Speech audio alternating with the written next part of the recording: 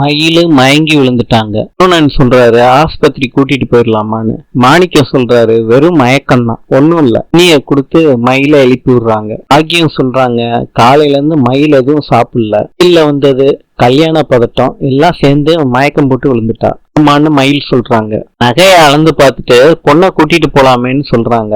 சொல்றாரு சும்மா இருக்க மாட்டீங்களா, நாங்க இம்புட்டு தான் நாங்க கேட்கல, இம்புட்டு தான் அவங்க போடுறேன்னு சொல்லவே இல்லை. இந்த பிள்ளைக்கு என்ன போடணுமோ அதை போட்டிருக்காங்க, அதை எடை போட்டு பாக்குறது அசிங்கம் இல்லையாங்க?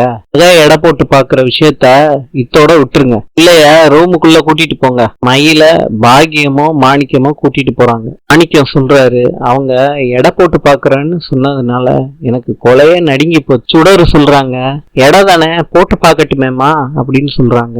அதுக்கு பாக்கியம் சொல்றாங்க எல்லாமே கவரிங்கடி, அதிகமா இருக்கும். ஒருத்தன் கேட்பான் எங்க வாங்குனீங்கன்னு கேட்பான், எவ்வளவு செலவாச்சுன்னு கேட்பான், தங்கம் தானான்னு இன்னொருத்தன் கேட்பான். கடைசியில எல்லாருக்கும் பதில் சொல்லணும். கடைசியில எவனாவது சொந்தக்காரன் உரசி பாப்போமான்னு கேட்பான். பார்த்தாங்க நம்ம கதை அத்தோட முடிஞ்சிச்சு. நல்ல வேலைடி மயிலு, நீ மயக்கம் போட்டு விழுகிற மாதிரி நடிச்சுட்ட. என்னம்மா சொல்ற? நிஜமாலே எனக்கு மயக்கம் வந்துருச்சு. நான் நிஜமாலே மயங்கிதாமா விழுந்தேன். என்னம்மா அவங்க நகையெல்லாம் எடை போடணும்னு சொன்ன உடனே எனக்கு படபடன்னு வந்துருச்சு. கொஞ்சம் யோசிச்சு பாரு, ஒரு நாளைக்கு இவ்வளவு கூத்துனா நான் காலம் முழுக்க அந்த நகையோட எப்படிமா வாழ முடியும்? ஆக்கர்ல வைக்கிறேன்னு சமாளிச்சுக்கலாண்டி. நல்ல வேலை பொண்ணோட அப்பா நகையெல்லாம் எடை போட்டு பார்க்க கூடாதுன்னு சொல்லிட்டாரு. நம்ம பொய் சொல்லலாட்டி இவ்வளவு பிரச்சனை வந்திருக்காதுல்லம்மா. திரும்பியும் ஆரம்பிச்சுட மயிலு, தலைக்கு வந்தது தலைப்பாயோட போயிருச்சுன்னு நினைச்சுப்போம். கொஞ்ச நேரம் ரெஸ்ட் எடு, இன்னும் கொஞ்சம் தண்ணி குடிக்கிறியா? வேலு ஒரு பொண்ணை இடிச்சிடுறாரு. சாரி கேக்குறாங்க. மாதிரி 2 பேரும் பேசுறாங்க. வெளி நான் கவனிச்சேன்னு சொல்றாங்க. நடக்குது இங்க?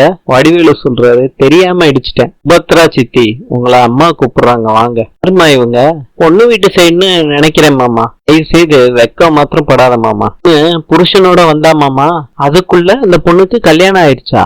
யாருக்கிட்டையும் சொல்லிடாதம்மா. இதை எப்படி மாமா வெளியே சொல்றது? குமார் கிட்ட சொல்றாங்க மண்டபம் எப்படி, யார் யாரு வந்திருக்காங்கன்னு சுத்தி பாத்துட்டு வந்திருக்கோம். சாப்பாடு பிரமாதமா இருந்துச்சு, சாப்பிட்டு வந்திருக்கோம். குமார் சொல்றாரு சாப்பிடறதுக்காக உங்களை அனுப்பிச்சு வச்சேன், பின்ன வந்துரும்ல அதுக்குத்தான். எப்பவுமே சந்தோஷமா இருக்கு. இன்னும் 1.5 மணி நேரத்துல தூங்க போயிருவாங்க.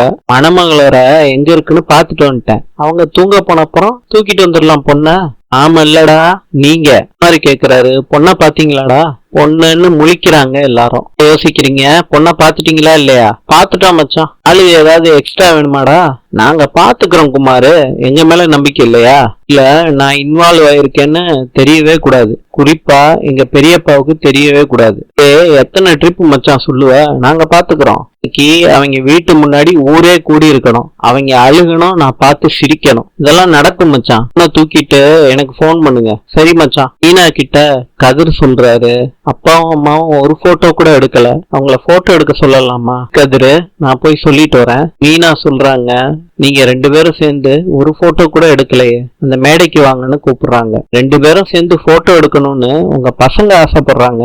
கோமதி சொல்றாங்க மீனா முதல்ல மயில பாத்துட்டு வா. கேக்குறாங்க மயிலு எப்படி இருக்க, நல்லா இருக்கியா? இப்ப பரவாயில்லக்கா. இல்ல நீ ஓகே ஆயிட்டன்னா நம்ம எல்லாரும் சேர்ந்து ஒரு போட்டோ எடுத்துக்கலாமா? நம்ம எல்லாம் சேர்ந்து எடுக்கிறதுக்கு முன்னாடி நீங்களும் மாமாவும் எடுங்க போட்டோவை. பாண்டியனும் கோமதியும் போட்டோ எடுத்துக்கிறாங்க. சம்பந்தி நீங்க குடும்பத்தோட எடுத்துக்கோங்க, அப்புறம் நாங்க எடுத்துக்கிறோம் அப்படின்னு சொல்லிட்டு ஆகியும் கிளம்பி போறாங்க. பாண்டியனுக்கு கால் வருது. சத்தத்துல எதுவும் கேட்கல, நான் போய் வெளியே பேசிட்டு வந்துடுறேன்னு பாண்டியன் போறாரு. பாண்டியன் ஸ்டோர்ல எல்லாரும் டான்ஸ் ஆடுறாங்க.